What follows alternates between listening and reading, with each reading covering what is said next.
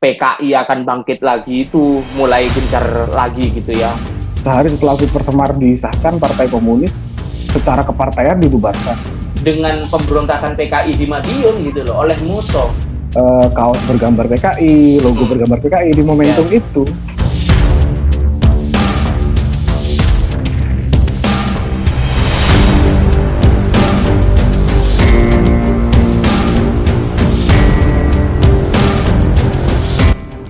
Baik, sudah bergabung di sini bersama kita Mas Robit Nurul Jamil. Robit ini adalah dosen muda di Universitas 17 Agustus Banyuwangi.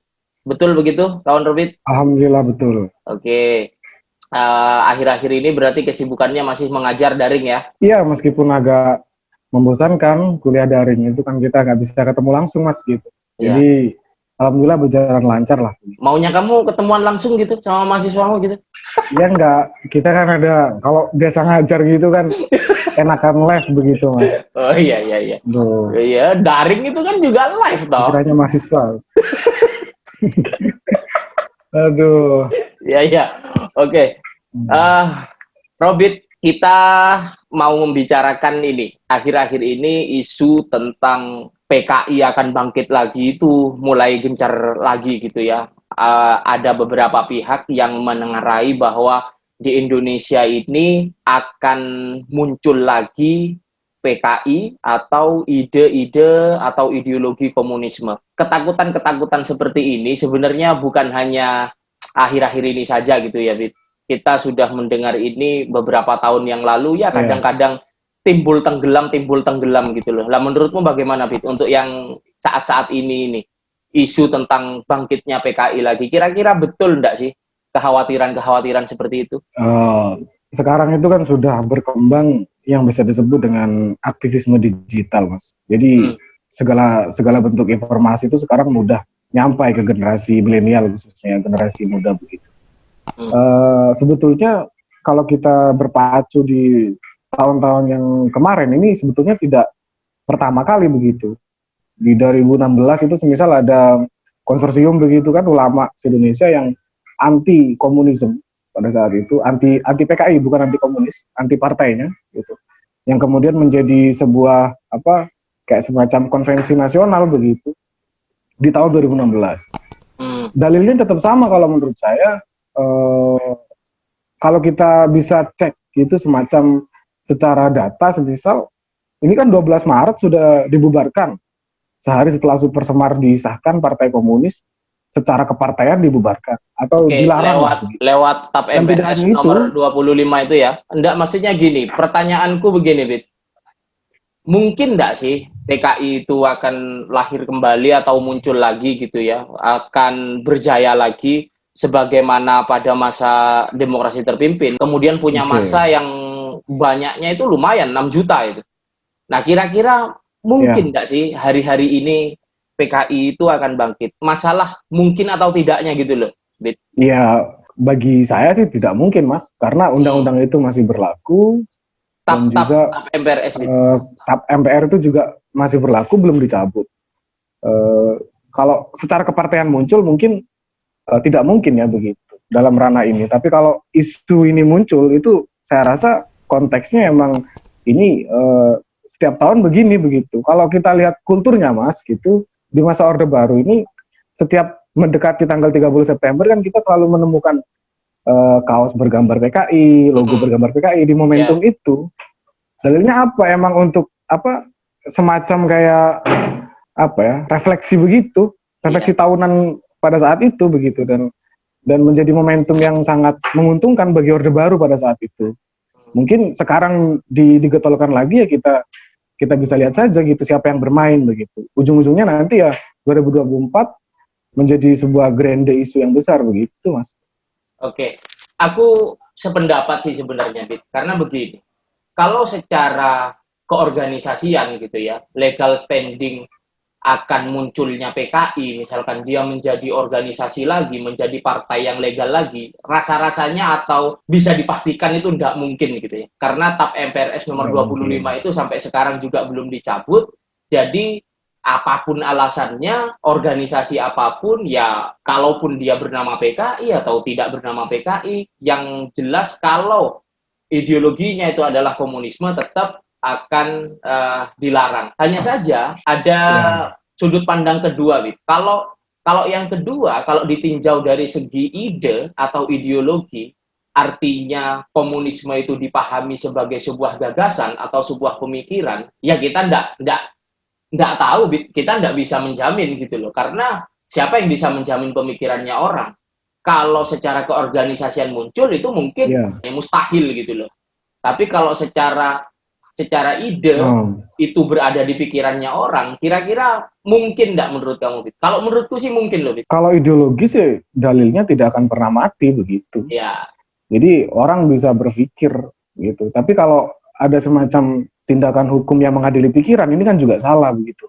Jadi sudut pandang orang berpikir komunis, apakah kemudian dikatakan komunis? Nah itu perlu pembeda begitu. Masa nggak boleh begitu? Kalau pikir saya sih ideologi itu nggak akan pernah mati begitu. Artinya kita juga tidak bisa menghakimi pemikirannya seseorang gitu ya? Iya. Jadi semacam kayak gini Mas, saya kasih analogi. Misal narkoba itu dilarang gitu, dalam konteks menggunakan dan lain sebagainya dilarang gitu.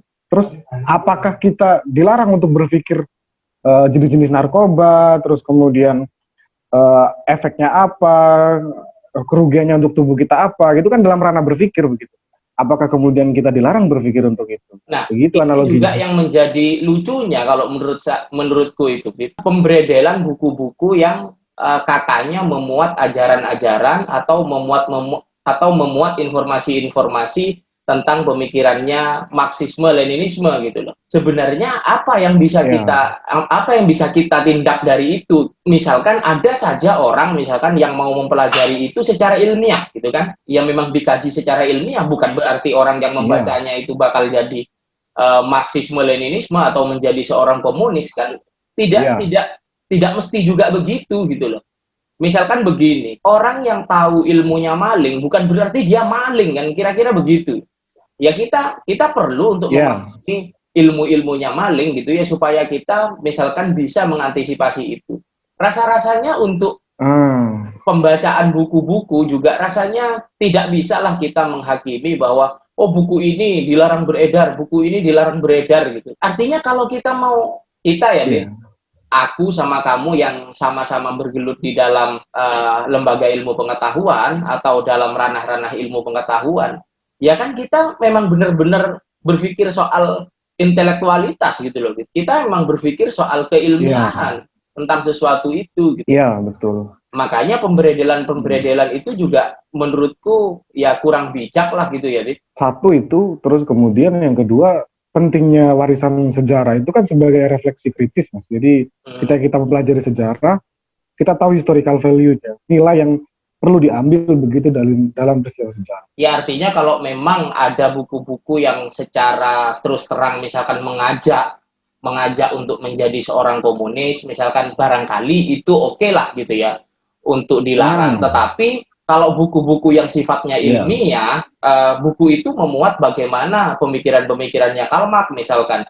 Nah itu kan bisa dipelajari secara ilmiah, tidak ada hasutan misalkan dalam buku itu untuk mengikuti ideologinya Marx misalkan atau Lenin gitu loh. Kemarin ada bukunya Dr. Cipnaning itu, Ripka Cipnaning yang menulis Aku Bangga Sebagai Anak PKI kalau nggak salah judulnya. Nah itu menurut Mas itu bagaimana menyikapi yang kayak gitu itu? Kalau dia bangga sebagai anak PKI ya silahkan saja gitu loh. Tetapi kalau secara hukum dia mau mendirikan sebuah gerakan yang berpaham komunis, rasa-rasanya itu akan dicegah oleh negara gitu loh. Ya karena secara hukum memang di negara kita tidak boleh. Kalau misalkan dia bangga sebagai anak turunan PKI ya sebatas di situ saja gitu loh. Kita kan tidak bisa juga memvonis orang ya karena bangga misalkan dia akan mendirikan atau memobilisir gerakan itu. Ya kan tidak bisa juga. Ya apa orang itu harus kita todong untuk ayo kamu sekarang bilang bahwa kamu itu malu sebagai anak PKI. Ya kan enggak gitu juga gitu loh. Ya itu kan hak dia gitu kan. Itu hak dia menyatakan seperti itu tuh hak dia. Terus begini, Bit. Bagaimana pandanganmu soal isu-isu rekonsiliasi? misalkan negara harus meminta maaf kepada korban-korban G30 misalkan, artinya kejadian yang mengikuti G30S itu gitu. Apakah menurutmu perlu negara itu minta maaf? Kalau dalam konteks kebijakan negara, dua saja sebetulnya yang menjadi patron di situ, Mas. Semisal ini eksil begitu, ada orang luar negeri, bukan orang luar, orang kita yang ada di luar sana yang tidak bisa pulang karena konflik politik dan lain sebagainya, itu eksil. Kebanyakan eksil itu adalah mahasiswa-mahasiswa yang dibiayai negara dengan ikatan dinas loh waktu itu. Artinya mereka itu disuruh belajar di negara-negara sosialis. Dan ketika meledaknya G30S itu, mereka tidak bisa pulang ke sini karena ditengarai bahwa mereka itu adalah orang-orang kiri atau orang-orang komunis gitu loh. Ya bagaimana gitu ya? Aku mikirnya juga itu kan memang diutus oleh negara gitu loh. Itu waktu itu adalah tugas negara, beasiswa kebijakan negara gitu loh. Iya. Begitu. Mungkin yang perlu direkonsiliasi ya yang sebelah sana karena itu bagian dari kebijakan negara. Terus terkait permohonan maaf itu ada dua kemungkinan begitu. Sementara ini pemerintah tentukan dulu tuh sejarah yang benar-benar pakem di sebelah mana begitu. Kalau masih ada beberapa versi-versi yang berkembang, pro kontra tidak bisa diatasi gitu. Saya rasa untuk menjaga stabilitas nggak perlu dulu begitu. Aku pikir juga kayak gini, Bit. Ketika gini ya, karena kebanyakan kan yang menuntut maaf itu adalah orang-orang yang dianggap sebagai diduga menjadi anggota PKI gitu. Kemudian kalau mereka menuntut permintaan maaf, bagaimana posisi orang-orang PKI sendiri kepada orang-orang yang selama ini menjadi korban mereka? Kita tidak bisa menafikan juga bahwa sejak tahun 1948 dosa PKI itu juga banyak loh kepada Republik ini gitu loh. Kepada Republik ini tahun 48 misalkan ketika Indonesia itu menghadapi tekanan-tekanan dari Belanda, tahun 47 di agresi yang pertama, kemudian 48 menjelang agresi yang kedua, kita itu direpoti dengan pemberontakan PKI di Madiun gitu loh oleh Musso yang mengatakan bahwa itu adalah kepanjangan dari Uni Soviet gitu kan, mau mendirikan negara komunis di situ.